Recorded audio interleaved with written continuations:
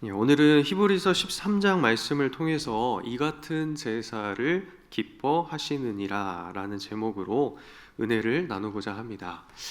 주보를 보시면 아시겠지만 사실 오늘 제 설교 차례가 아닌데 주로 갑자기 나타나는 게 이제 제가 담당이거든요. 그래서 오늘 또 급하게 히브리서 말씀을 들고 원래는 다음 주인데 이렇게 또 오늘 서게 되었습니다. 본문은 히브리서 마지막 장인데요. 히브리서 하면 좀 책이 굉장히 어려운 이미지가 있죠. 글을 읽어도 한글인데 잘 이해가 되지 않는 굉장히 신묘막측한 그런 성경입니다. 특별히 오늘 본문이 있는 13장은 히브리서 여러 내용들의 이제 결론을 짓기 위해서 이런저런 권면들이 뒤죽박죽 섞여 있는 그렇게 보입니다. 독자가 히브리서 전체를 정확하게 이해하고 있다면 그렇게 이야기를 해도 어떤 권면을 말해도 충분히 소화할 수 있겠지만 그렇지 않다면 다소 내용이 어려워 보이죠. 그래서 뭔가 일관된 주제가 있다면 보다 효과적으로 이 말씀을 묵상할 수 있지 않을까 이런 생각이 들곤 합니다. 마침 히브리서 여러 책들을 참고해 보다 보니까요. 서신을 쓰면서 이 저자가 당시 문학 기법 중에 하나인 인클루지오라는 것을 사용한 것을 이제 소개하는 책들을 보았습니다. 인클루지오라는 것은 처음과 마지막 부분에 동일한 어구나 유사한 단어들을 넣어서 이거를 한 단락으로 묶는 겁니다. 히브리서 곳곳에 이러한 방법들이 등장하죠. 히브리서 기자는 13장의 내용을 크게 두 가지 범위로 단락을 짓습니다. 이를 구분을 해보면 저자가 히브리서를 통해서 어떤 결론을 독자들에게 내고 있는지, 무엇을 그들에게 말하기 위해서 썼는지를 보다 선명하게 알 수 있을 것입니다. 그럼 히브리서 기자가 독자에게 전하고자 하는 핵심 결론은 무엇일까요? 크게 두 가지를 살펴볼 건데요. 첫 번째는 예수 그리스도는 어제나 오늘이나 영원토록 동일하신 분이십니다. 히브리서 기자가 서신을 통해서 우리에게 전하고자 하는 것은 간단합니다. 예수 그리스도. 어떤 예수 그리스도신가요? 어제나 오늘이나 영원토록 동일하신 분이십니다. 사실 아까 찬양할 때 제가 깜짝 놀랐거든요. 제가 어제 이 말씀을 이렇게 준비를 하면서 어제나 오늘이나 영원토록 동일하신 예수 그리스도였고 밤이나 낮이나 어제나 오늘이나 이 찬양 계속 틀어놓고 했었거든요.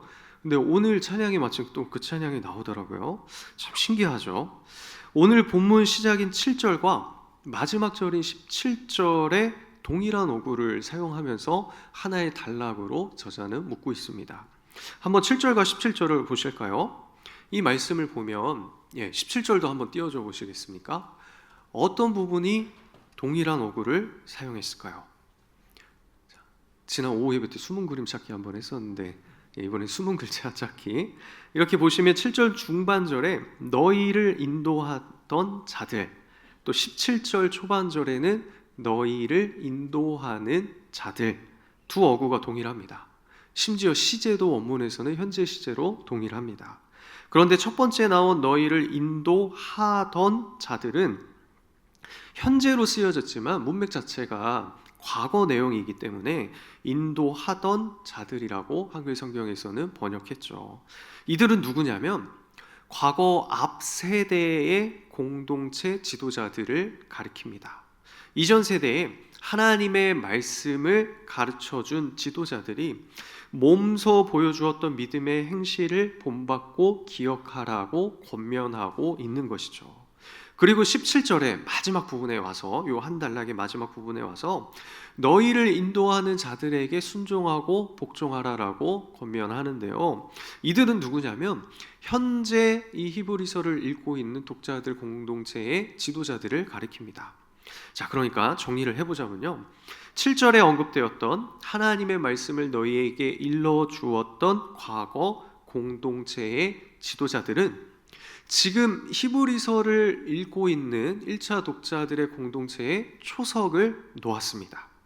그들이 가르쳤던 내용들, 몸소 보여주었던 그런 믿음의 행실들을 한 단락으로 소개를 하고 이렇게 너희들도 살아야 된다 권면을 하고요.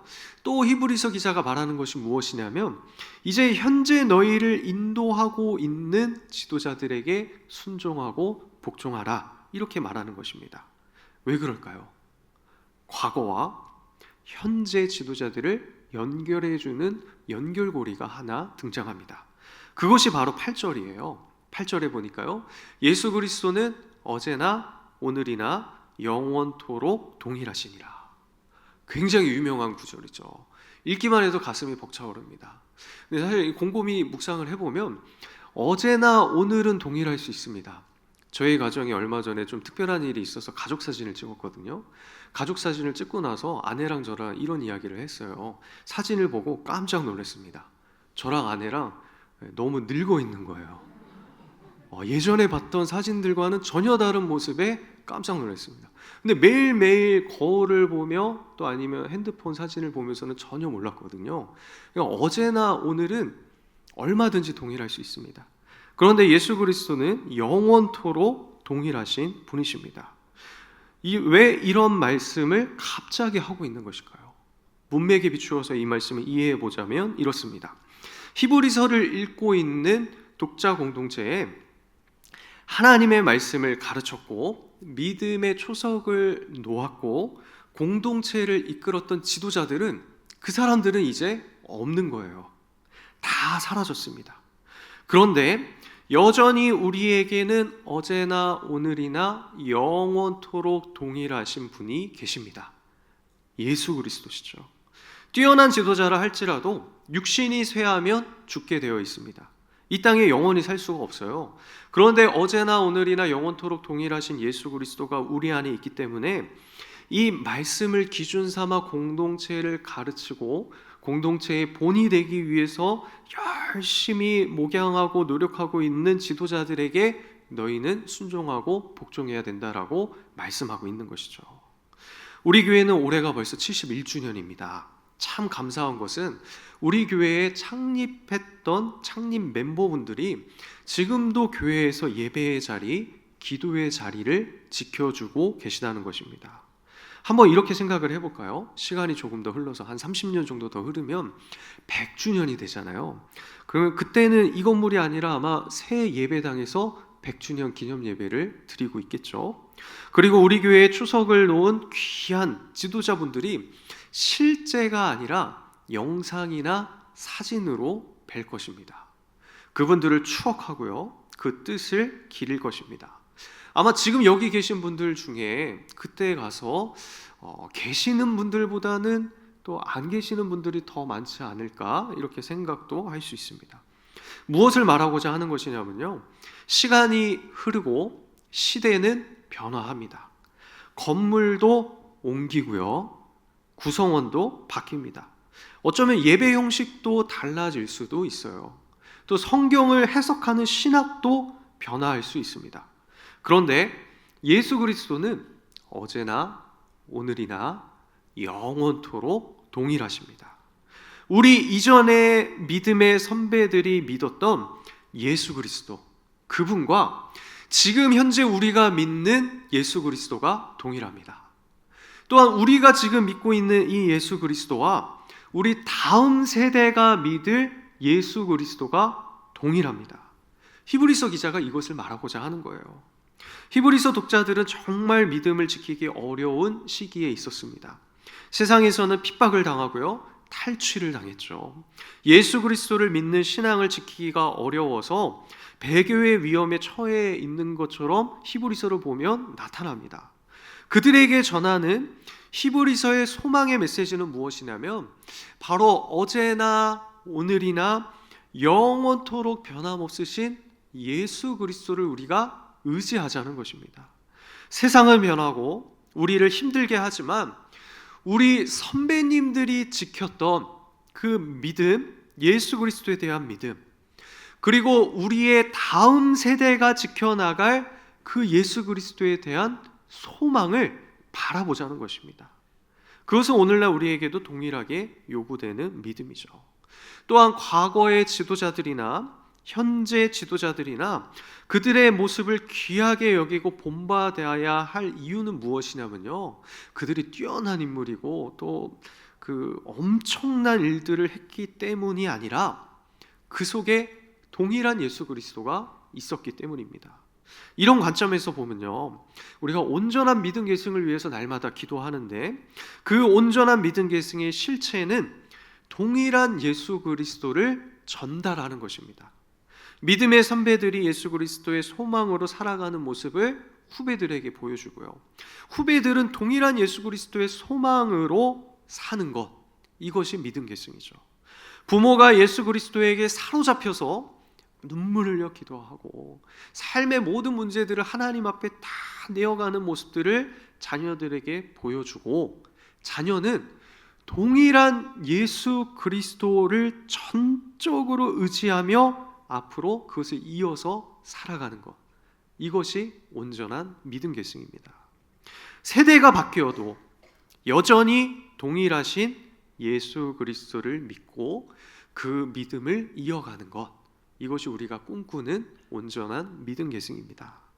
이것이 히브리서 기자가 독자 공동체에 권면하는 핵심이죠. 시대는 변하고 사람은 바뀌지만 우리 외모도 바뀌고요, 그러나 예수 그리스도는 어제나 오늘이나 영원토록 동일하십니다. 그러니 흔들리지 말고 지금 좀 힘들더라도 조금 더 버티면서 동일하신 예수 그리스도께 소망을 두고 이 주님을 한번 다음 세대까지 이어갈 수 있도록, 전달할 수 있도록 그렇게 살아가 봅시다라고 권면하고 있습니다. 이러한 믿음으로 날마다 기도하며 승리하실 수 있는 우리 모든 성도님들 되시기를 축복합니다. 또 두 번째로 히브리서 기자가 독자 공동체에 권면하는 핵심은 무엇이냐면 하나님께서 기뻐하시는 제사를 드려야 한다는 것입니다. 좀 전에 우리가 7절부터 17절까지 7절과 17절에 있는 어구를 통해서 이것을 한 단락으로 묶는 것을 살펴보았다면, 이번에는 좀 더 큰 범위에서 유사한 어구들을 연달아 사용하는 것을 찾을 수 있습니다. 12장 28절과 13장 16절과 13장 21절입니다. 우리 세 구절을 한번 띄워줘 보시겠어요? 12장 28절과 13장 16절, 13장 21절입니다. 이 세 구절은 또 내용이 많다 보니까 한 번에 찾기가 힘드시죠? 제가 친절하게 가르쳐 드리도록 하겠습니다.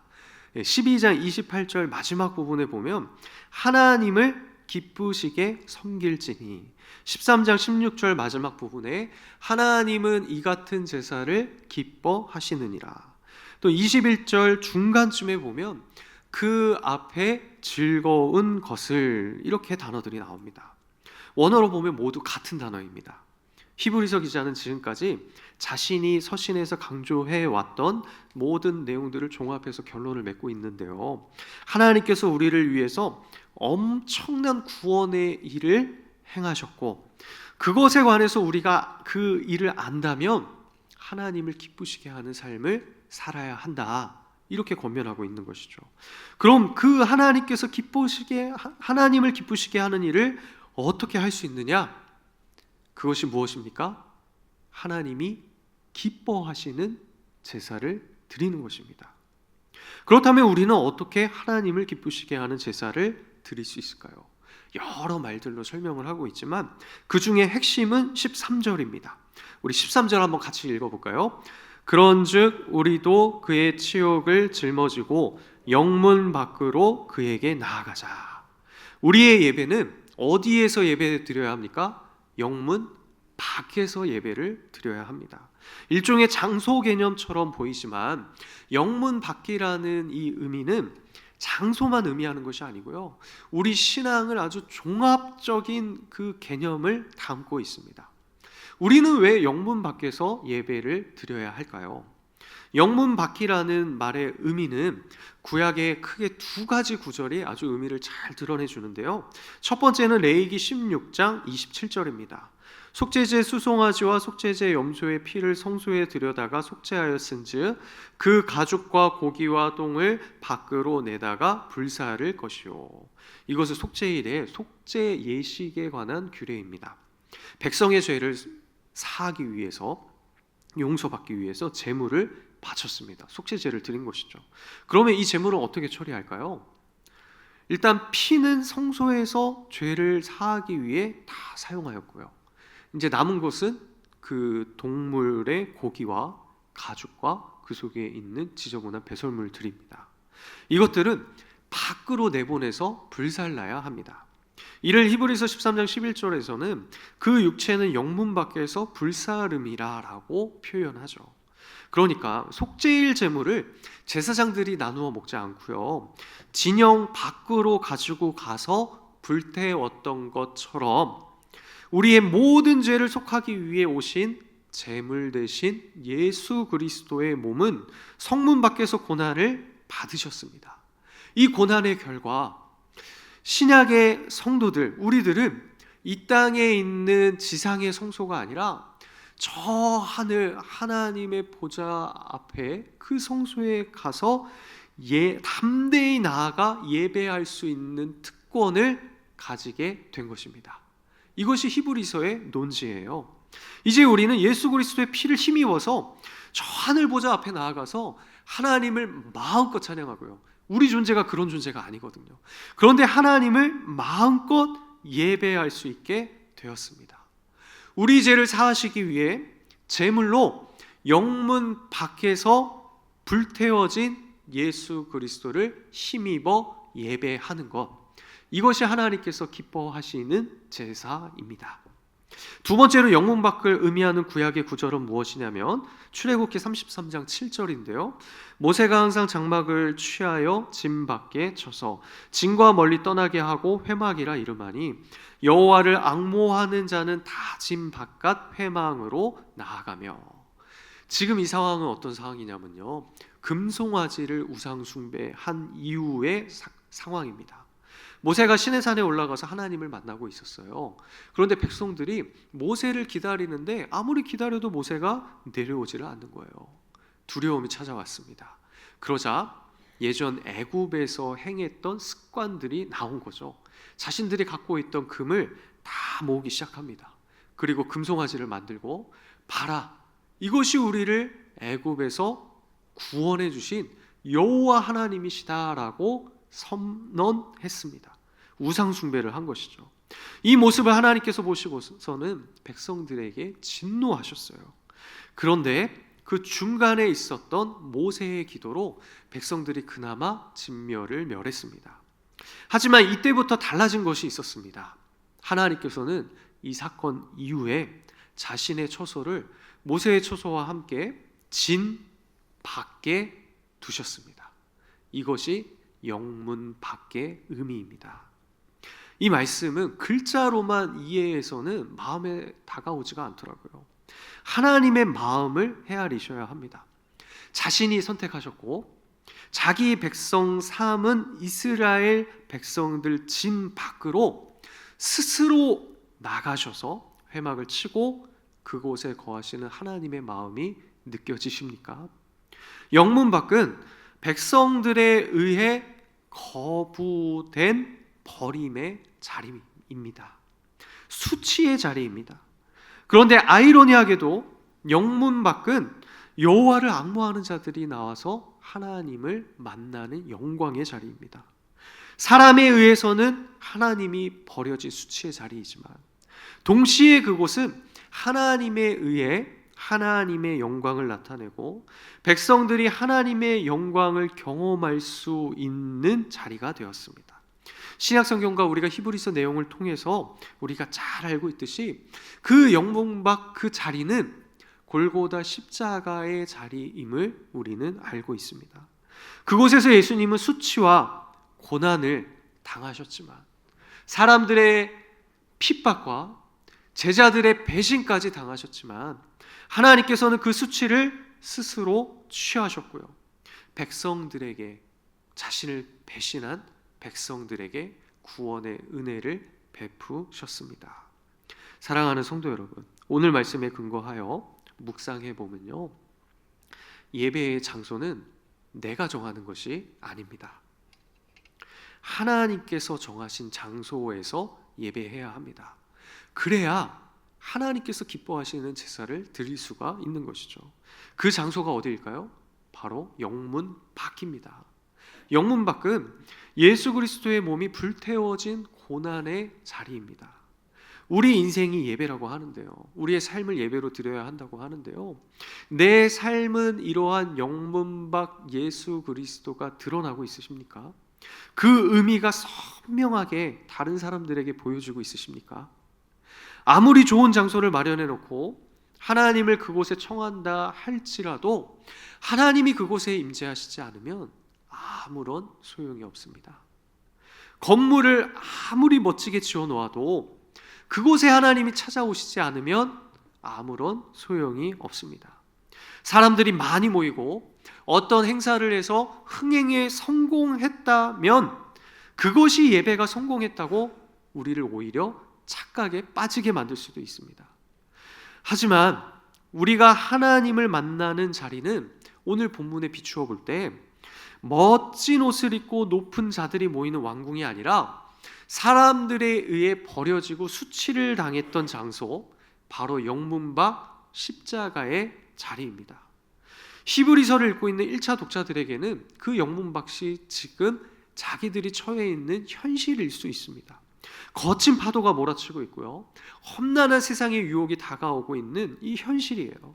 그곳에서도 어제나 오늘이나 영원토록 동일하신 예수 그리스도를 붙잡고 우리를 위해 영문 밖으로 나가셔서 직접 제물이 되어 고난받고 모든 수치를 당하며 불태움 받은 그 진노를 받으신 예수 그리스도를 우리가 붙잡고 오늘도 버티면서 견디면서 살아가는 예배를 드려야 하는 것입니다. 요한복음 4장 24절에 보면 예수님께서 예배를 이렇게 정의하시는데요, 하나님은 영이시니 예배하는 자가 영과 진리로 예배할지니라. 예배를 어떻게 드려야 합니까? 하나님의 존재, 하나님은 영이시니까 하나님의 존재에 근거하여 우리가 어떻게 예배해야 할까요? 영과 진리로 예배해야 합니다. 영은 무엇일까요? 신약에서 영은 그냥 성령이 아닙니다. 삼일체에서 성부 하나님, 성자 예수님, 성령 하나님 우리가 이야기를 하는데, 신약에 나타나는 성령님은 예수 그리스도의 영으로 지칭이 됩니다. 신기하게도 예수님이 부활하시고 승천하시고 이후에 나타나는 그 성령을 예수 그리스도의 영이라고 지칭해요. 진리는 무엇입니까? 복음서에서 진리는 진리 되신 예수 그리스도를 가리킵니다.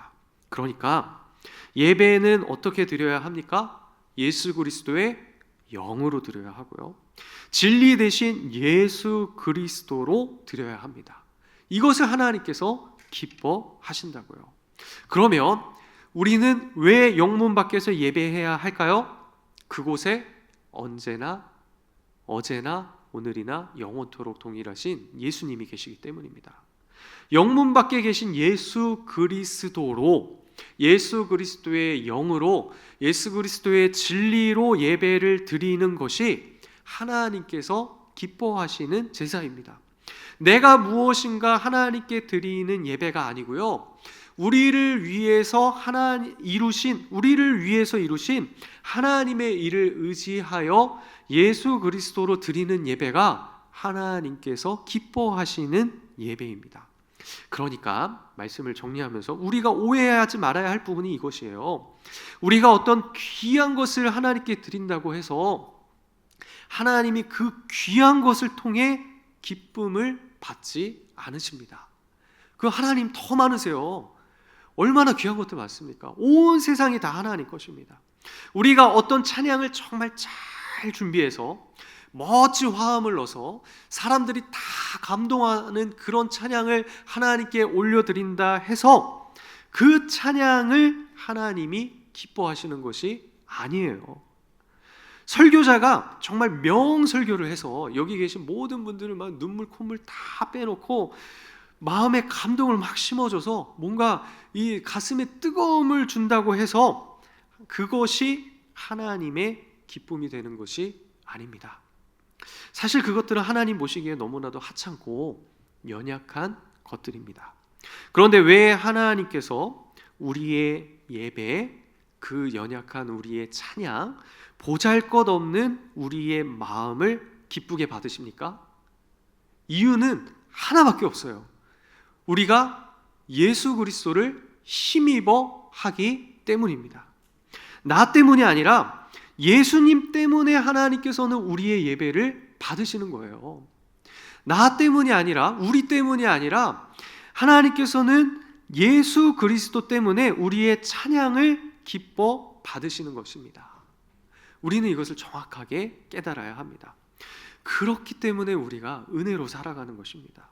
우리는 하나님을 기쁘시게 할 수 없지만 하나님께서는 예수 그리스도를 통해서 이미 우리를 통해 우리 속에 임하시는 그 예수 그리스도를 통해 기쁨을 받고 계십니다. 정말 이 은혜는 말로 형용할 수 없는 히브리서가 우리에게 전해주는 복음의 진수이죠. 오늘 기도하러 나왔는데 우리 기도 역시 마찬가지입니다. 기도할 때도 예수 그리스도로 기도해야 합니다. 우리가 기도할 때 마지막에 예수님의 이름으로 기도드린다고 하는 것이 바로 이런 의미입니다. 우리의 기도가 내 생각을, 내 소원을 하나님께 올려드리는 것이 아니라 이 모든 기도 제목들이 내 뜻대로 되는 것이 아니고 내 마음으로 올려드리는 것이 아니고 예수 그리스도 아니면 우리가 이것들 이루어질 수 없습니다. 주님께서 함께 해 주십시오. 이 모든 제목들 내 마음에 있지만 이 일들을 이루시는 분은 예수 그리스도를 통해 하나님께서 이루실 것입니다라고 고백하면서 예수 그리스도의 이름으로 기도드립니다라고 마지막에 선언하는 것이죠. 우리 인생도 마찬가지입니다. 예수님으로 살아야 합니다. 바라기는 우리를 구원하신 하나님의 마음을 선명히 기억하시고 영문 밖에 계신, 영문 밖으로 나가신 그 주님의 마음과 이유를 통해서 늘 하나님이 기뻐하시는 예배를 드릴 수 있으시기를, 또 그 모습을 보며 하나님의 마음을 우리가 깨닫고 늘 평강과 행복으로 살아갈 수 있으시기를 예수님의 이름으로 축복합니다. 우리 이 시간